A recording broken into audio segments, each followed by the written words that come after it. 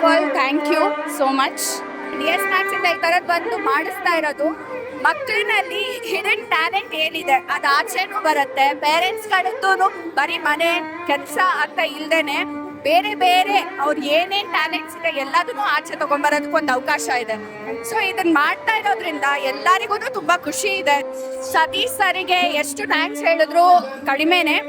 ಒಂದು ಮನೆ ಅಂತ ಹೇಳಿ ಬರೀ 4 ಗೋಡೆಗಳಿದ್ರೆ ಸಾಲದು ಅಂತ ಹೇಳಿ ಆ ಮನೆಯಲ್ಲಿ ಜನಕ್ಕೆ ಎಲ್ಲ ಬೇಕಾದಂತಹ ಸೌಕರ್ಯಗಳನ್ನು ಮಾಡ್ಕೊಡ್ತಾ ಇದ್ದಾರೆ. ಜೊತೆನಲ್ಲಿ ಈ ತರ ಒಂದು ಫೆಸ್ಟಿವಲ್ ಅಂತಾನು ಹೇಳಿ ನಡೆಸ್ತಾ ಇದ್ದಾರೆ.